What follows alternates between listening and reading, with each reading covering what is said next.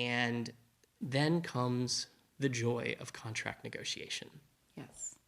Now, I like to start by saying contract negotiation is designed for worst case scenario. So it's never fun. Contract negotiation is not fun. What's the easiest way to think of it as? A prenup. Yeah. Yeah, it's actually not much. It actually isn't any different than a prenup. You found your hotel. You love your hotel. Your hotel loves you. You need a document in place to protect you both in case for some reason down the road you don't love each other so much. True.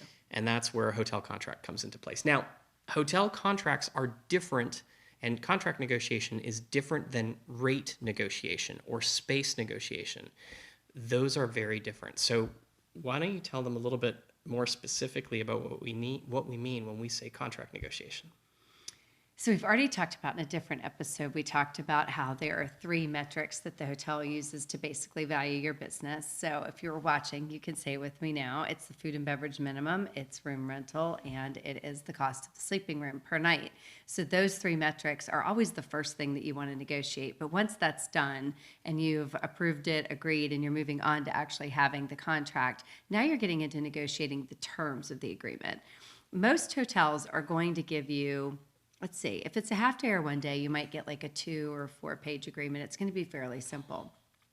We're really focusing here on a more in-depth contract that's for a 3 or 4 day live event. And it doesn't matter whether it's for 100 people or 110,000 people. It's the same kind of thing, and that you want to negotiate every line of that contract. Now, the truth is, we could probably spend 31 days. Like we could have our own, like an event advent calendar For just sure. on contract Yeah, negotiation. contract negotiation is a really, really deep thing. It's also really important because it's something that can control your liability when it comes to your live event.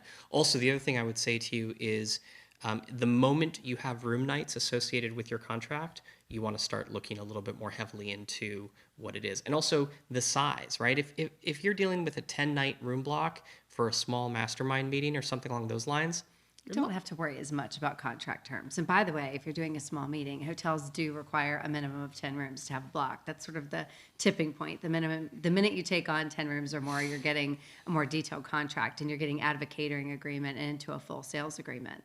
But when you're looking at a 3 or a 4 day event and you're getting a hotel contract, it's probably going to be 10 plus pages. By the time Sage is done with it, it's more like 20 plus pages. We typically double the size of the contract, and that's by adding in our own terms and clarifications to set expectations with the property on what we're expecting from them and on what we think they should be expecting from us. We want to save money at the hotel, and the hotel wants to make money from our event.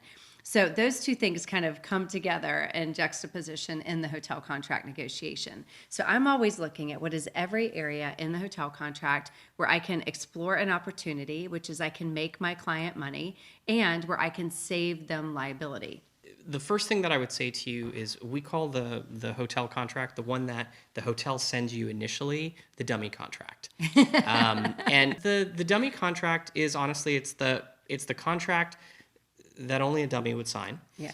And it is 100% designed to protect the hotel. Absolutely. And you want to add some protections. As it should be. It's their contract, right? Well, so their lawyers are working on making it protect every possible area of their liability and to save, any revenue on their end. They want to make as much money as possible from every head and bed and every butt and seat that is in your event. So what we want to do is take some key language and insert it into the contract so it's a little bit more mutually beneficial, right? Because in reality, contracts should be mutually beneficial, whether it's a hotel contract or any other contract you're looking at.